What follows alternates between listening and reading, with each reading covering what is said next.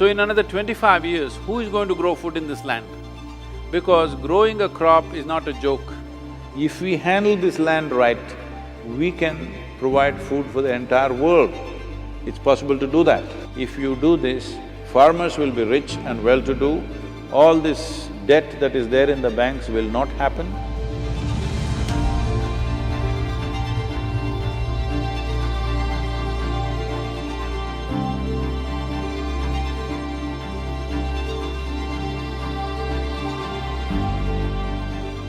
One of the greatest achievements in this country, we have built businesses, we have built industries, we are going to the Mars, all this is wonderful, but the greatest achievement in this country is our poor illiterate farmer with little infrastructure, almost no technology, just with traditional knowledge, he is able to produce food for 1 billion people. This is the greatest achievement. But right now we're pushing the farmer to a place where thousands of them are committing suicide. If you want, you go about and ask, how many of the farmers want their children to go into farming? You will see it's less than 15%. So in another 25 years, who is going to grow food in this land? Because growing a crop is not a joke. Tomorrow morning, you can't go to the field and grow a crop. There is a traditional knowledge which is so valuable because of a long history of agriculture in this country. It is in the DNA of the farmer that he knows how to take a crop out of soil. At one time, I used to farm. First time I went out farming, I just finished my graduation and I want to do farming as an entrepreneur, and I went to farm. I bought these very expensive seeds and they told me, you got to throw it.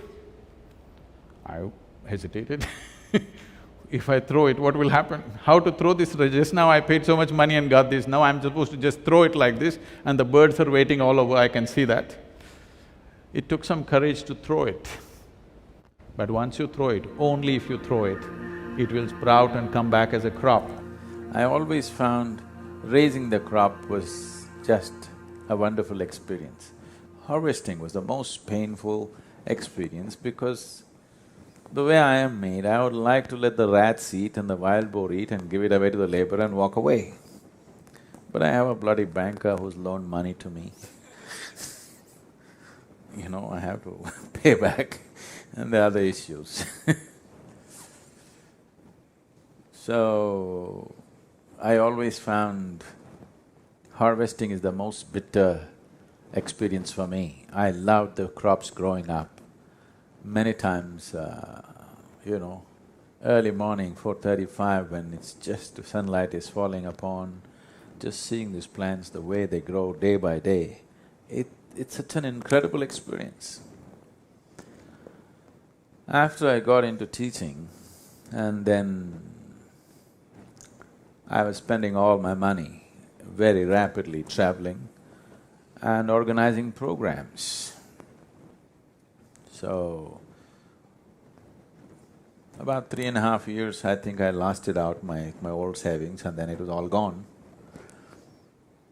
So then I had to grow something to make a living. So I decided to grow cabbage. Cabbage was doing great in the market, and then I thought I'll grow cabbage because my farm was too far away and it was little remote and I had a lot of wild boar in the area. If I put cabbage, they will feast. So I decided to… I asked my friend and he gave me a few acres where he had the facility. He said, you do it in my farm, he had a home there. So I went and stayed on this. It's a 70-day crop, preparation and harvesting, everything. 90 days I gave myself and I said, I'll grow a crop, I'll make enough money so that another 1-2 years I can go on. So I went and sat there and I've spent all my money, so I'm really stingy. Even if I have to ride back home, I'm thinking of the gas, so I'm trying to make some simple meal there and survive. And I don't want to spend on the labor, so I'm physically working on the farm. So these things, like cabbage is a very hybrid cabbage, expensive seeds they are. So we grow it in a tray first, inside the house. Then they all come up like this, then we take each one of them and transplant them. So I don't want to give it to any labor because if they just do this, each one of them costs money. So I sit there and if you put it in the day, the survival rate will be low. So evening after sunset, I will sit down and work till 1 a.m. Planting with a torchlight. It has to be in a straight line, so put a rope to tie a string and… So did all this back-breaking work and then these things grow very fast. In about 12-15 days, they're forming tiny little cabbages. This is the month of November and Mysore is most of the time misty and foggy in the mornings. Morning mist and sunlight, I just sit there, I want to see the first light when it falls on these cabbages. It's the most incredible scene, you know. It's like almost you're delivering 10,000 babies. It feels like that, each one of them just every day they're getting bigger. And I sit up in the morning so that one thing I like to watch them, another thing, I don't want somebody to eat them up.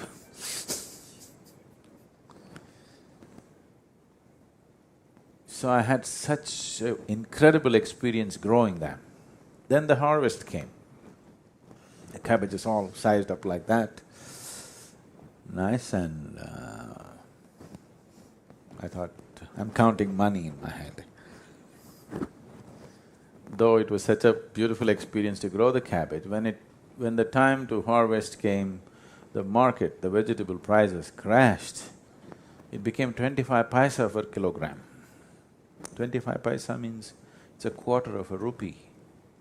1 rupee means 1/45th of a dollar. One cabbage is weighing about 1.5 kilograms, sometimes 2 kilograms, it's 25 paisa. It is not even worth harvesting and loading it on the truck because it doesn't even pay for the truck, doesn't even pay for the transport. So I sat there and as the cabbages grew, because I was living there and so I ate some cabbages. Everyday cabbage. And my father was going crazy. He's left a successful business and, you know, sitting and growing cabbages in somebody else's farm, not even in my own land. I had enough land, but because too much wild boar near my land, I went to this particular place to grow and it was closer to the city. And it was not worth it. Then one day I just saw they've ripened fully and still the market prices are no good, taking it to the market. So I just told the villagers, come and take per family five cabbages, take it home and eat it. But still there is plenty. So I just left the cattle. Said, okay, go and eat it, enjoy. I saw the cattle was so happy in their life, they had not eaten anything so juicy in their life. They were chomp, chomp, chomp, chomp, chomp, they went. Then I counted the money backwards. So I just let the cows eat my cabbages.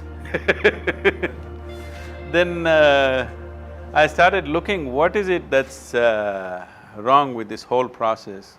The land is fantastic. In that part of Karnataka where I am south of Mysore, southwest of Mysore, people still live badly.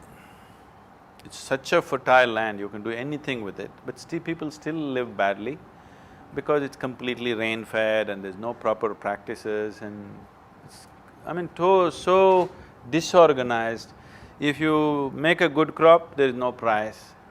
If you make a bad crop, when the price is good, it's a bad crop.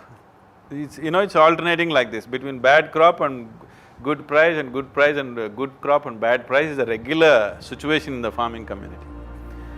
Right now, one reason why farming is not succeeding is soil is weak, so water is scarce.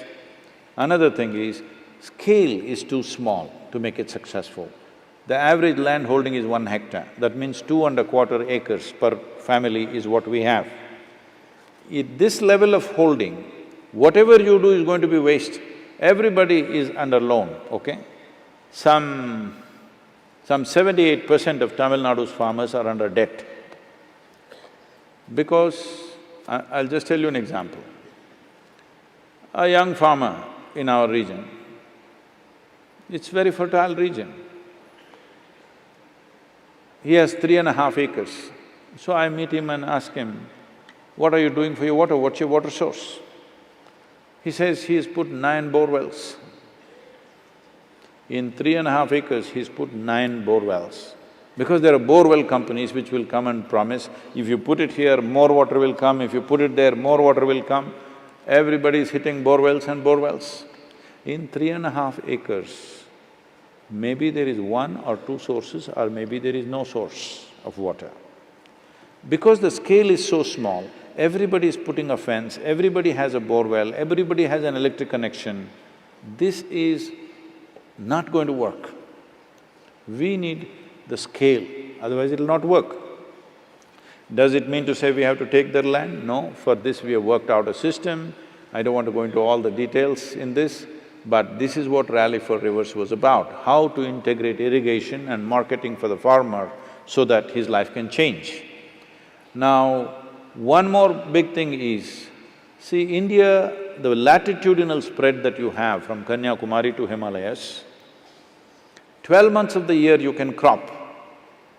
There are very few nations where you can grow crops 12 months of the year. From Kanyakumari to Himalayas, you can grow literally almost anything you want in the world. If we handle this land right, we can provide food for the entire world. It's possible to do that. And this is the only nation where 65 to 70% of the population knows how to do this magic of transforming mud into food. It is not a small thing. We could use that knowledge, we could use that capability, or we could make them destitute and come to cities and live in slums without any dignity, without any life to live, without any productivity, getting into crime or other kinds of things because they have no other option. So this needs to be addressed. So one of the things is, we have converted literally over 69,670 farmers in Tamil Nadu from regular farming to what is called as agroforestry. Their incomes have gone up 5 to 10 times in a matter of 8 to 10 years. This is what we are calling as the Kaveri calling for the Kaveri belt… Kaveri basin area. Because if you do this, we want to convert 1/3 of the Kaveri basin into agroforestry. If you do this, the 46% depletion that's happened in the river waters will come back. River will flow once again, farmers will be rich and well-to-do, all this debt that is there in the banks will not happen because farmer will be rich by his own resource. I want all of you who are here today, if you're a concerned citizen of this country, in some way please participate in Kaveri calling. So right now, to assist the farmer to shift to agroforestry, there are a few things to happen. One thing is the saplings, large-scale development of saplings. We are looking at, in 12 years, to plant 242 crore trees, that is 2.42 billion trees. This is not like we are going to go and physically plant everything. This will be done on farmers' land by them, but we have to support it. So, we have about 32 nurseries spread across Tamil Nadu. So, we have planted over 35 million trees in the last 18 years, all on our own steam. Now this needs to scale up big time, so we have clear-cut plans how to multiply this. Today there's tissue culture, we have all the technologies, everything, we've assimilated all these things properly. Now to act, we are looking at taking in all the aspects. It costs about 42 rupees per sapling, not a very big cost. So, you don't have to plant just one. This has to be done in a planned way, we must execute this, otherwise, this nation is sitting on too many problems and too many possibilities also. But to convert problems into possibilities, every citizen has to stand up and do what needs to be done.